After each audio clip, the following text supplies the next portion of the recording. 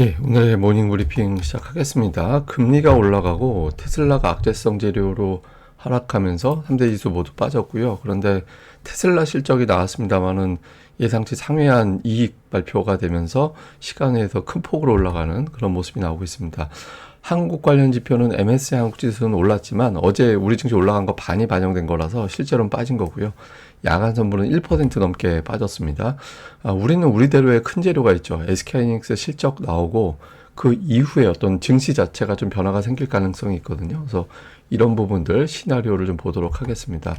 우선 미증시는 뭐 다 빠졌는데 특히 나스닥 낙폭이 조금 더 컸죠. 시가총액 상위를 보면 15위 중에서 월마트만 실적 추정치를 상향 조정하면서 올라갔고 대부분 다 빠졌고요. 특히 뭐 메타, 아마존, 엔비디아, 애플 이런 종목들이 2, 3% 하락을 했죠.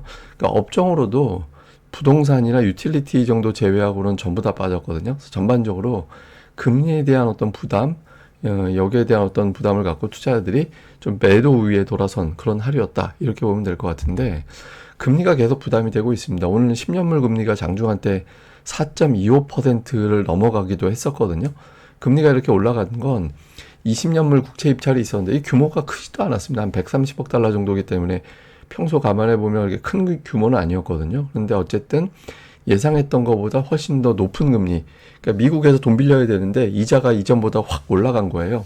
그러니까 이러면 금리가 계속 올라가려나? 여기에 대한 어떤 부담이 좀 있었고, 그 다음에 이제 베이지북에서 고용이 전반적으로 증가되고 있다. 뭐 이런 취지의 내용이 나오면서 고용이 튼튼하면 금리 인하가 더뎌질 수 있잖아요. 그리고 또 대선 앞두고 있는 상태에서 양 후보가 지금 우리 경제를 위축시킬 거야. 이렇게 공약 제시하는 사람은 없죠. 그러니까 공약이 아무래도 좀 세다 보니까 경제 활성화 이런 쪽으로 나올 수밖에 없다 보니까 재료가 겹치면서 이제 금리가 계속 올라가고 금리 올라가니까 아무래도 투자자들이 심리가 좀 위축되는 그런 상황이 만들어질 수밖에 없죠. 뭐 주요 코멘트 보면 뭐 트럼프가 당선되면 정부 부채가 7조 5천억 달러 정도 증가될 것이다. 그러니까 뭐 이것도 금리를 압박하는 그런 요인이 되죠. 그래서 뭐 TD증권 이런 데서는 트럼프의 관세 정책, 이민 규제, 그러니까 이민자 규제하면 그러니까 저가의 어떤 그러니까 상대적으로 저렴한 인건비가 이제 나오기가 어렵게 되잖아요. 그래서 이런 게 결과적으로는 스태그플레이션을 자극할 수 있다. 그러니까 저성장, 고인플레이션 이런 상황이 만들어질 수 있다. 뭐 이런 코멘트가 나온 것도 있었고 또 뭐 반면에 이제 대선하고 상관없이 경기 침체 없다. 두 후보가 어차피 경기 부양하겠다는 의지가 있는 거 아니냐. 그러니까 결국에는 경기가 좋을 거기 때문에 증시 크게 조정받을 이유는 없어. 뭐 이렇게 보는 시각도 있었고 또 웰스파고에서는 단기적으로는 경제적인 상황, 정치, 지정학 전부 부담이 돼서 연말까지는 좀 어려울 것 같고 그러고 나서 내년에 다시 올라갈 거야. 이런 어떤 주장을 제기하기도 했습니다. 근데 단기적으로는 뭐 증권사별, 분석가별 다 천차만별이에요. 그래서 좀 방향이 나오기 어려운 그런 측면이 있죠. 근데 오늘 어쨌든 뭐 종목들이 지수를 끌어내리는 그런 역할을 했는데 특히 이제 애플이 주가가 약했거든요. 그래서 권밍치가 굉장히 유명한 애널리스트죠. 이 사람이 이제 아이폰 16 자 향후에 생산량이 좀 줄어들 것 같다. 그러니까 뭐 올 4분기부터 내년도 1분기까지 한 1,000만 대 정도 생산이 축소될 것이다. 이런 어떤 내용을 이제 언급을 했거든요. 이거 아무래도 이제 주문 받는 업체들 조사해 보니까 그렇게 됐다 이렇게 이야기를 한 거겠죠. 근데 어쨌든 이런 내용과 비전 프로 생산이 축소되는 걸 넘어서 기존 버전은 생산이 중단될 수 있다. 그러니까 이런 보도가 나왔거든요. 그래서 애플 실적이 이렇게 되면 좀 안 좋을 것 같은데 이게 어닝 시즌 앞두고 있는 시기라서 실적에 대한 걱정이 좀 나올 수 있잖아요. 그래서 이런 점이 애플이 실적 나오고 그리고 가이던스는 보수적으로 제시할 것 같은데 이렇게 해석이 되면서 그 주가가 빠졌고 이게 결정적으로 다른 대형주까지 끌어내리는 그런 역할을 했고요. 또 맥도날드가 그 위생 문제가 제기가 됐잖아요. 그래서 위생 문제 제기가 되면서 급락을 했고 이게 또 다우지수에 또 영향을 주는 이제 종목이다 보니까 이게 또 큰 폭으로 빠지면서 이제 부담을 줬고요. 그다음에 올라간 종목은 이제 텍사스 인스트루먼트가 실적 발표 이후에 좀 전반적으로 좀 회복세 보일 거다. 일부 증권사에서는 반도체 업사이클 뭐 이런 거 주장을 또 했거든요. 그래서 4% 올라갔고 좀 비슷한 성향의 반도체주들은 좀 상승하는. 그래서 반도체 내에서도 좀 엇갈렸어요. 오늘 종목들별로. 그래서 이제 TI 정도만 좀 상승하는 그런 모습을 보인 게 특징이었습니다. 근데 이게 오늘 테슬라 실적이 마감 후에 나왔잖아요.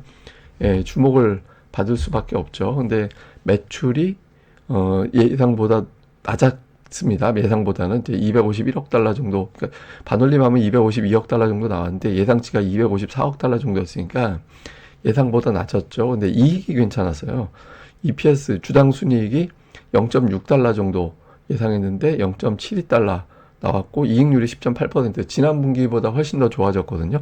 그리고 인도량도 이제 증가됐다라는 수치가 나왔고 에너지 사업에서도 성과를 내고 있다. 이런 어떤 보도가 나오면서 시간외에서 주가가 이제 큰 폭으로 올라가는, 이건 이제 우리 증시 개장할 때는 어느 정도 될지는 모르겠지만 일단 실적 발표 직후에는 시간외에서 이제 급등을 해서 미증시 하락 요인을 일부 좀 상쇄시켜주는, 예, 그런 역할을 했습니다. 그래서 테슬라가 어느 정도 좀 내용을 덮어줄 수 있을지 이건 좀 봐야 될 것 같고요. 그리고 이제 시장 하락에 대한 걱정이 많고 대통령이 누가 되느냐에 대한 걱정이 있는데, 역대 미국 대통령들 보면 그 재임 기간에 평균 증시 상승률 그러니까 연간, 그러니까 1년에 평균 이렇게 올랐다는 얘기예요. 그러니까 4년 동안 이렇게 올랐다는 게 아니라 1년당 평균 올라가는 거 보면 누가 되든 뭐 대체로 다 올라가는 그런 경향이 좀 있었거든요. 그래서 그때 3명의 대통령 때가 하락한 거였는데, 뭐 후보라든가 아니면은 뭐 닉슨이라든가 아니면은 그 부시 때가 좀 빠졌는데, 공교롭게도 전부 다 공화당 대통령 때죠. 근데 어쨌든 전체적으로는 대통령 재임 기간에 증시는 올라가는 경향이 있어서 누가 되든 평균적으로 좀 올라갈 거다. 트럼프 때도 평균적으로 연평균 16% 올라갔잖아요. 예, 그러니까 전체적으로 보면 좀 대통령에 따른 어떤 리스크 이런 거는 좀 지나치게 좀 과도한 게 있는 게 아니냐, 이런 분석도 일부에서는 있었습니다. 근데 뭐 대통령이 누가 되거나 말거나 우리는 이제 우리대로 방향이 따로 가니까. 근데 최근에 코스피 보면 되게 웃기는 게 10월 10날 종가가 2,599였어요. 근데 어제 종가가 2,599. 그러니까 최근에 10거래일 동안에 막 오르고 내리고 부산하게 움직이는데 지수는 결국 제자리입니다. 최근에 보면 올라간 폭만큼 내려간다든가 내려가면 그만큼 올라간다든가 또 그런 현상이 두드러지고 있죠. 근데 외국인들 수급 보면 매수매도 반복하잖아요. 근데 공교롭게도 지수가 올라가는 날은 전부 다 외국인들이 순매수하는 날. 그러니까 외국인들이 좀 감사하게도 조금 매수해주면 지수가 올라가고 또 팔면 빠지고 이런 구도가 나오고 있어요.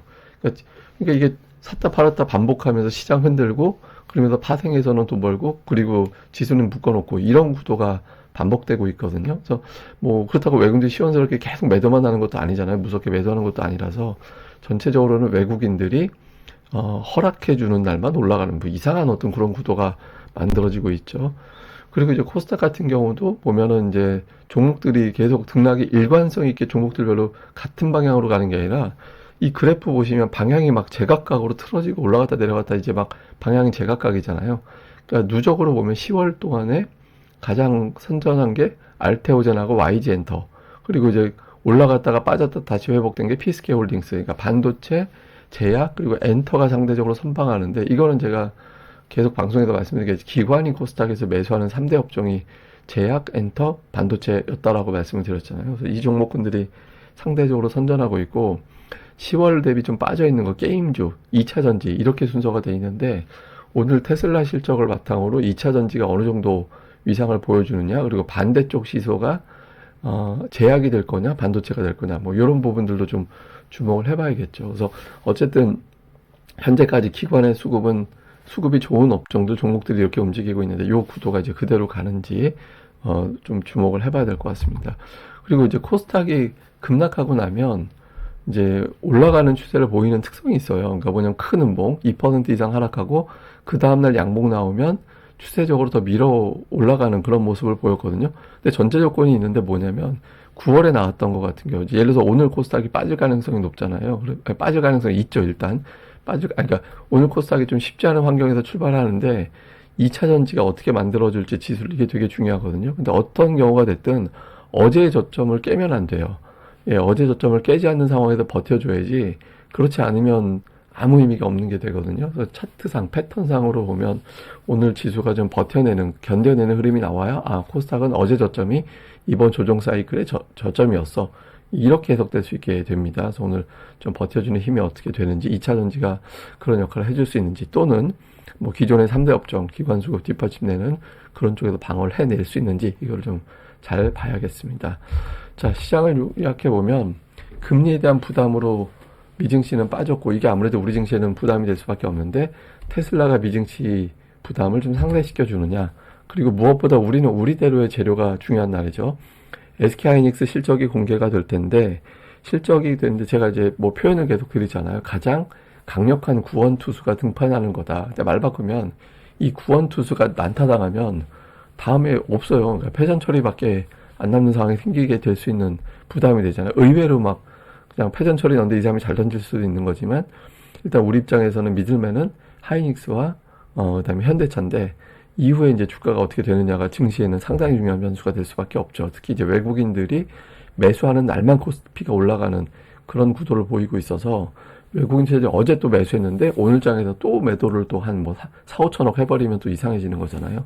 그 구도가 어떻게 되는지 재료 노출 이후에 특히 큰 재료 나온 2차 전지와 반도체 그러니까 뭐 테슬라 실적 그다음에 하이닉스 실적 이후에 이제 구도가 어떻게 돌아가는지 이런 부분들도 주목을 해봐야 될 것 같습니다.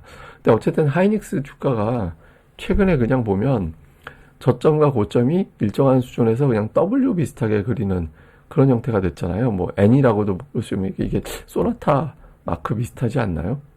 하여튼 이런 형태로 가는 모습을 보이고 있는데 요 구도가 좀 박스에서 벗어나면서 이걸 돌파해서 20만 원 넘어가는 흐름이 나야겠죠. 실적 당일은 좀 매도가 나올 수 있어서 또 오늘이 이제 목요일이라 위클리도 있고 해서 이제 오늘보다 내일이 중요하긴 한데 어쨌든 이제 121선에서의 어떤 움직임이 어떻게 되느냐 실적 결과 그다음에 이후의 구도가 되게 중요합니다. 일단 하이닉스 같은 경우는 매출과 이제 영업이익 추이인데 뭐 내년도까지는 계속 증가되는 걸로 보고 있잖아요. 그러니까 이 가이던스가 유지가 되는지도 되게 중요하죠. 그러니까 코스피 실적 추정치를 하향되고 있는 실적 추정치가 그런 가운데 삼성전자 역할이 되게 컸는데 하이닉스가 삼성전자 실적 추정치 하향까지 막아주는 그런 흐름이 나오는지 그리고 최근에 외국인들이 삼성전자는 계속 팔고 있지만 하이닉스는 9월 중순 이후부터는 지분율이 높아지면서 지분율 1.2%나 올라간 그런 상태거든요. 그래서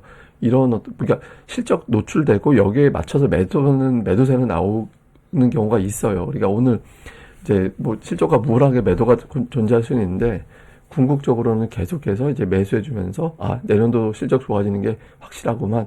그러니까 이런 반응 나오는 게 되게 중요하죠. 그래서 오늘 하이닉스의 어떤 변화, 외국인들의 어떤 구도가 유지가 되는지 이런 것들이 시황상 상당히 중요한 하루가 된다. 이렇게 보면 될 것 같습니다. 예, 그럼 오늘 하루 또 잘 보내시고요. 저는 또 다음에 뵙겠습니다. 이 방송 구독하기와 좋아요 꼭 부탁드립니다. 감사합니다.